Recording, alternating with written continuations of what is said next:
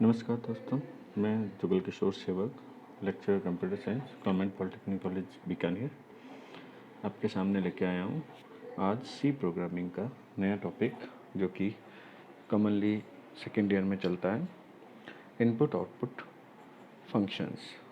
Input output functions के लिए हम एक्चुअल में जब भी आप प्रोग्रामिंग करते हैं तो प्रोग्रामिंग में बेसिकली आप कुछ इनपुट करते हैं, प्रोग्राम उस पर कुछ ऑपरेट करता है एंड आपको आउटपुट मिलता है। तो हम इसी क्रम में देखते हैं कि इनपुट आउटपुट फंक्शंस किस तरह के होते हैं, कौन कौन से होते हैं और कैसे कैसे काम करते हैं। पहले हम देखते हैं कि इनको बेसिकली दो कैटेगरी में बांटा गया है। पहली कैटेगरी है इनकी कंसोल इनपुट आउटपुट फंक्शन और दूसरा है फाइल इनपुट आउटपुट फंक्शन। यानी एक तो इनपुट आउटपुट होगा कंसोल के थ्रू और दूसरा इनपुट आउटपुट होगा फाइल के थ्रू। तो हम देखते हैं कि कंसोल इनपुट आउटपुट फंक्शंस कौन कौन से होते हैं। अब कंसोल इनपुट आउटपुट फंक्शन का मीनिंग होता है, console simply means screen and keyboard. आपका मॉनिटर और आपका कीबोर्ड जो होता है, कीबोर्ड आपका बेसिक इनपुट डिवाइस है, मॉनिटर आपका बेसिक आउटपुट डिवाइस है। तो कंसोल इनपुट आउटपुट फंक्शंस भी अगेन दो टाइप के होते हैं। एक होता है फॉर्मेटेड इनपुट आउटपुट फंक्शन और एक होता है अनफॉर्मेटेड इनपुट आउटपुट फंक्शन। तो और ये बता रखा है अपने डिफरेंस कि फॉर्मेटेड और अनफॉर्मेटेड में डिफरेंस क्या होता है। जो फॉर्मेटेड इनपुट आउटपुट फंक्शंस होते हैं वो आपको बेसिकली डिस्प्ले को चेंज करने की कैपेसिटी देते हैं। ठीक है, तो एग्जैक्ट डेफिनेशन क्या लिखा है मैंने वो पढ़ लेते हैं। The major difference is that formatted functions allow us to format the input from the keyboard and the output to be displayed on the screen. यानी हम उसमें अपने आउटपुट और इनपुट को थोड़ा सा मॉडिफाई कर सकते हैं, दैट्स ऑल। फिर देखते हैं console input output functions formatted और अनफॉर्मेटेड कौन कौन से होते हैं। तो पहले अपन देखते हैं formatted input output functions. Character type का फॉर्मेटेड इनपुट आउटपुट फंक्शन और इंटीजर, फ्लोट और स्ट्रिंग, ये सब के सब फॉर्मेटेड में सिर्फ एक ही फंक्शन से सारा काम हो जाता है, वो है स्कैन एफ। वो है स्कैन एफ, फंक्शन का नाम है स्कैन एफ। और फॉर्मेटेड आउटपुट फंक्शन भी कैरेक्टर, इंटीजर, फ्लोट और स्ट्रिंग के लिए एक ही होता है और वो है प्रिंट एफ। एक्चुअली उसमें स्पेसिफायर चेंज होते रहते हैं और आपका आउटपुट उस अकॉर्डिंग आता रहता है। अभी आगे देखेंगे किस तरह से स्पेसिफायर काम करते हैं। तो ओवरऑल ये मीनिंग हुआ कि फॉर्मेटेड इनपुट आउटपुट फंक्शन में दो ही फंक्शन होते हैं जो कि सारे डेटा टाइप पे काम आते हैं। इनपुट फंक्शन है स्कैनएफ और आउटपुट फंक्शन है प्रिंटएफ। अब देखते थे अनफॉर्मेटेड इनपुट आउटपुट फंक्शंस कौन कौन से हैं। जैसे कि आपको स्क्रीन पे दिख रहा है, ये करेक्टर टाइप के इनपुट फंक्शन कौन कौन से हैं। Get c h, get c h e, get c h a r. Slightly difference है, बाकी सबका काम लगभग सेम है। वैसे इनपुट फंक्शन है तो करेक्टर इनपुट करने का काम है, आउटपुट फंक्शन है तो प्रिंट करने का काम है। करेक्टर आउटपुट फंक्शन है put c h a r. एक नया डेटा टाइप है स्ट्रिंग, जो कि अभी तक अपन ने नहीं देखा है, आगे देखेंगे इसको। स्ट्रिंग के लिए गेट एस और पुट एस इनपुट और आउटपुट फंक्शन क्रमशः काम करते हैं। तो स्ट्रिंग जो होती है वो सेट ऑफ करेक्टर्स होती है, यानी मोर देन वन करेक्टर का जो सेट होता है उसे स्ट्रिंग कहते हैं। अभी अपन ने देखा नहीं है तो इसको अपन अभी इस स्लाइड में कवर नहीं करेंगे, हम बचे हुए सारे फंक्शंस को कवर करेंगे। तो सबसे पहले अपन देखते हैं कंसोल इनपुट आउटपुट फंक्शन के बारे में, आगे चलते हैं। मैंने लिखा है कुछ। सी लैंग्वेज में इनपुट आउटपुट स्टेटमेंट को दो तरीक़ों से प्रोसेस किया जा सकता है। कंसोल के माध्यम से इनपुट दे सकते हैं और आउटपुट भी देख सकते हैं। कंसोल एक ब्लैक विंडो होती है जो इनपुट के टाइम प्रोग्राम द्वारा शो की जाती है। प्रोग्राम के एग्जीक्यूशन के बाद उस रिजल्ट भी विंडो में शो होता है। कंसोल के मध्य डिफरेंट टाइप का डेटा इनपुट कर सकते हैं, जैसे string, number, character, all primitive type data type. ठीक है, जैसे फ्लोट, डबल, लॉन्ग इत्यादि। चलो, कंसोल के लिए दो स्टैंडर्ड डिवाइसेज होती हैं। एक तो कीबोर्ड है जो कि इनपुट डिवाइस का काम करती है और एक मॉनिटर है जो कि आउटपुट डिवाइस का काम करती है। अब देखते हैं फॉर्मेटेड इनपुट आउटपुट फंक्शंस कौन कौन से थे। दो थे, स्कैनएफ और प्रिंटएफ। वो कैसे काम करते हैं उन पर चलते हैं। कंसोल के माध्यम से इनपुट आउटपुट परफॉर्म करने के लिए सी लैंग्वेज हमको बिल्ट इन फंक्शंस प्रोवाइड करती है, एक तो स्कैनएफ और एक प्रिंटएफ। अब देखिए स्कैनएफ किस तरह से वर्क करता है। यह एक इनपुट फंक्शन है, ये यूज़र से कीबोर्ड के माध्यम से इनपुट लेने के लिए यूज किया जाता है। इससे यूज़र से सभी प्रकार के प्रिमिटिव टाइप्स का डेटा इनपुट के रूप में लिया जा सकता है। एग्जाम्पल दे रखा है, स्कैनएफ ब्रैकेट लगाया है, इन्वर्टेड कोमा स्टार्ट हुआ, फिर मैंने लिखा है परसेंट, फिर मैंने लिखा है डी, इन्वर्टेड कोमा बंद हुआ, फिर मैंने लगाया है कोमा, फिर मैंने यूज किया है एड्रेस ऑपरेटर एंड, फिर मैंने वेरिएबल का नाम, जो भी वेरिएबल का नाम होगा वो। स्कैनएफ एक इनपुट फंक्शन है, यानी वेरिएबल पे वैल्यू को स्टोर कराने के लिए काम में लिया जाता है। परसेंट डी एक फॉर्मेट स्पेसिफायर है जो ये बताता है कि ये इंटीजर टाइप का डेटा आएगा, एंड सो। चल नेक्स्ट देखते हैं कि इस सिंटैक्स में परसेंट डी एक फॉर्मेट स्पेसिफायर है जो कि कंपाइलर को बताता है कि इनपुट के रूप में इंटीजर वैल्यू ली जाएगी। अब आपको लग रहा होगा कि ये परसेंट डी कहाँ से आया, मैं आपको बताऊंगा कौन कौन से बेसिक स्पेसिफायर्स हैं जो कि आपके जनरली काम आएंगे।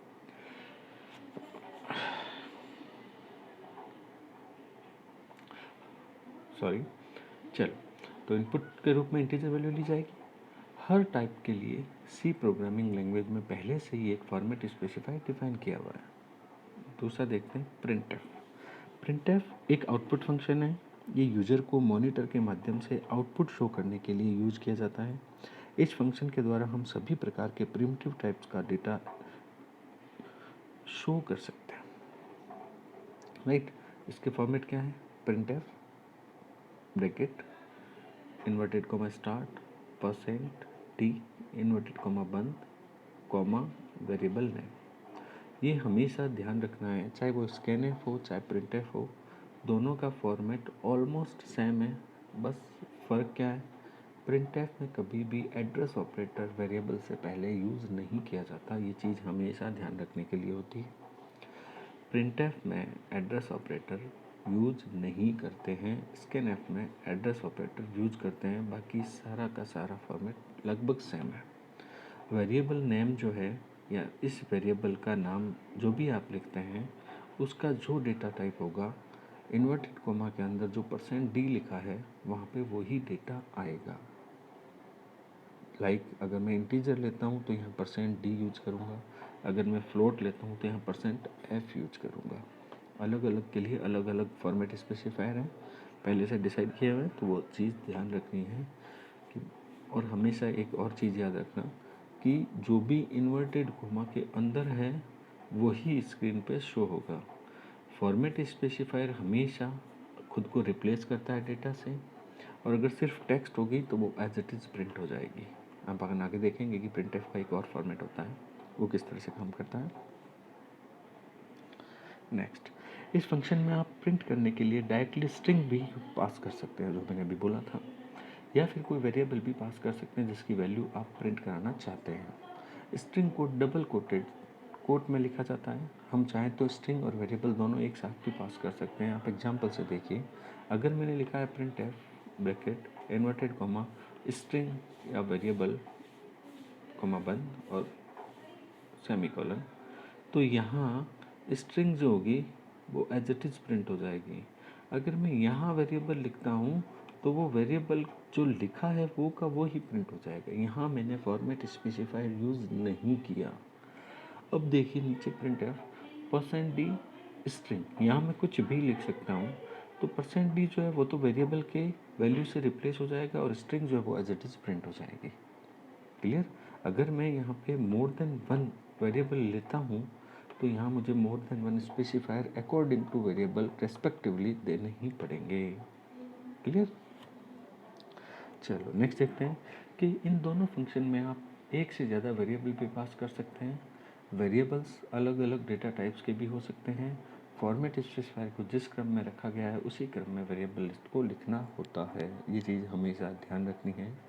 मैंने लिखा है scanf control string argument 1 argument 2 argument n। फिर मैंने लिखा है स्कैनएफ पैकेट में percent D percent F percent D, यहाँ वेरिएबल नेम की लिस्ट आएगी, तो ये जो लिस्ट आएगी वो कॉमा से सेपरेटेड रहेगी, और कॉमा से सेपरेट जब होगी तो पहला वेरिएबल जो होगा वो हमेशा इंटीजर होना ज़रूरी है, क्योंकि मैंने परसेंट डी लिया है। दूसरा परसेंट एफ लिया है तो यहाँ दूसरा वेरिएबल फ्लोट टाइप का ही लेना है। तीसरा वेरिएबल फिर से मैंने %d यानी इंटीजर टाइप के लिया है, तो यहाँ फिर से एक इंटीजर वेरिएबल आएगा, यानी 3 वेरिएबल जो आएंगे उनमें बीच वाला वेरिएबल फ्लोट टाइप का ही होगा, क्योंकि मैंने आगे जो फॉर्मेट स्पेसिफायर में जो स्ट्रिंग ली है इसकी कंट्रोल वो इसी तरह से ली है। अब मैंने लिखा है print F %d %f %d।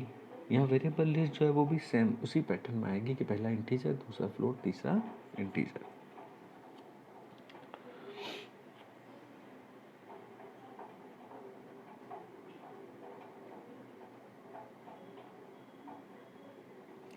चलो अब मैंने लिखा है, थोड़ा सा वही समझाने की कोशिश की है कि आप किस तरह से इनको यूज कर सकते हैं।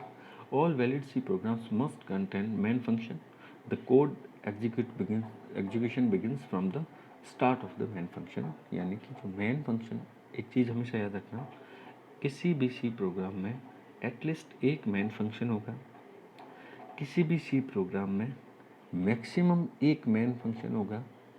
किसी भी सी प्रोग्राम में अगर 1 2 3 4 कितने भी अगर फंक्शंस है तो उसमें से कोई ना कोई एक फंक्शन मेन ज़रूर होगा। यानी सी के अंदर एक फंक्शन है तो वो मेन होगा, एक से ज़्यादा है तो उसमें एक मेन होगा, और एक से ज़्यादा है तो मेन उसमें सिर्फ एक ही होगा। ऐसा नहीं कि सी के प्रोग्राम में 2 3 4 मेन फंक्शन बना दे, सी कंफ्यूज हो जाएगा कि मुझे कहाँ से स्टार्ट करना है, क्योंकि मेन फंक्शन से ही प्रोग्राम स्टार्ट होता है। Next, the printf can have both our library functions to get send formatted input output to from the screen. The function prints scan the data string inside quotations. To use printf, ये मैंने जो बता रखा है आपको वही मैं वापस लिख रखा है यहाँ पे। To use printf scan in our program, we need to include stdio.h header file using the #include stdio.h statement. #include एक प्री प्रोसेसर डायरेक्टरी है, ये सब चीज़ें अपन आगे देखते जाएंगे, ये रेगुलर चलेगी स्ट्रिंग। तो हैश इंक्लूड stdio.h। stdio.h का जो ये शॉर्ट फॉर्म है, इसकी फुल मीनिंग है std स्टैंडर्ड, आई का मतलब इनपुट, ओ का मतलब आउटपुट। यानी स्टैंडर्ड इनपुट आउटपुट फंक्शंस की डेफिनेशन जो है वो इसके अंदर स्टोर रहती है। .h जो है वो ये बताता है कि एक हेडर फाइल है। क्या है? हेडर फाइल है, एक्सटेंशन है ये। इसी तरह से हर प्रोग्राम में कुछ ना कुछ एक्सटेंशंस होते हैं हर फाइल का, तो ये एक फाइल है जो कि हेडर फाइल है, इसलिए इसका एक्सटेंशन h है। The return zero statement inside the main function is the exit status of the program. It's optional, आपको जरूरी हो तो यूज करेंगे तो मत। अब commonly use C data types there format specifier. Integer के लिए %d होता है, फ्लोट के लिए %f होता है, डबल के लिए %lf होता है, और करेक्टर के लिए %c होता है। ये हमेशा याद रखना। चलो ये बेसिक हैं। इसके अलावा अपन जब प्रोग्रामिंग करेंगे तब आपको ये बहुत अच्छे से क्लियर हो जाएंगे कि हम इनको किस तरह से यूज़ कर सकते हैं। अब देखते हैं अनफॉर्मेटेड इनपुट आउटपुट फंक्शंस कौन कौन से होते हैं। कैरेक्टर टाइप के होते हैं और स्ट्रिंग टाइप के होते हैं। जैसे अपन ने पहले देख रखा है कैरेक्टर टाइप के कौन कौन से हैं। पहला है गेट char, दूसरा है गेट ch, तीसरा है गेट che, और आउटपुट फंक्शन इसमें कैरेक्टर टाइप के पुट char और पुट ch। फिर देखते हैं स्ट्रिंग टाइप के गेट s और पुट s, जो कि अभी अपन नहीं करेंगे।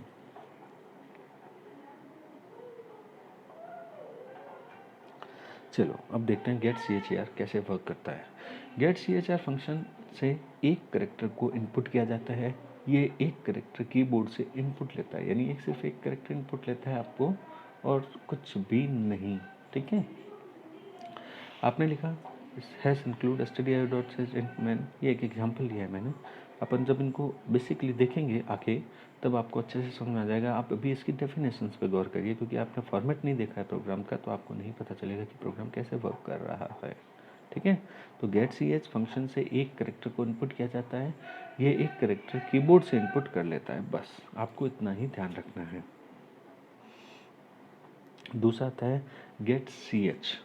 गेट ch फंक्शन यूज़र से एक करेक्टर आने का वेट करता है। जब तक यूज़र इनपुट नहीं करेगा तब तक वो वहीं पे वेट करेगा, लेकिन वो आउटपुट में प्रिंट नहीं होता। ये करेक्टर आउटपुट में प्रिंट नहीं होता। गेट ch फंक्शन कुछ भी रिटर्न नहीं करता, इसका कोई रिटर्न स्टेटमेंट नहीं होता। ये डिफरेंस है जो कि आपको ध्यान रखना है।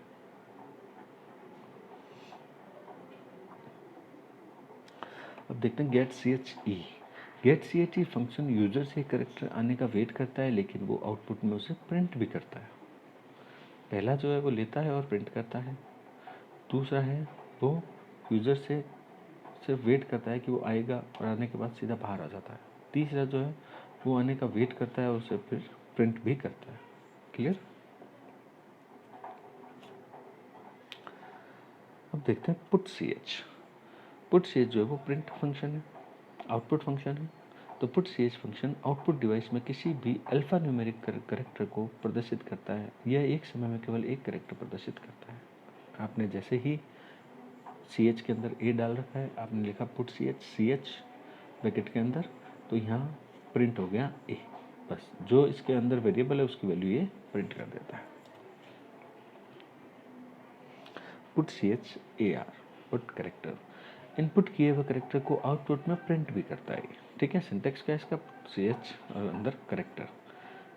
यहाँ जैसे मैंने प्रोग्राम में लिखा है, आप देखिए, पहले मैंने करेक्टर इनपुट किया है गेट सी एच के थ्रू, और जब वेरिएबल में करेक्टर आ चुका है तो मैंने उसको वापस प्रिंट कराया। क्लियर? Thank you.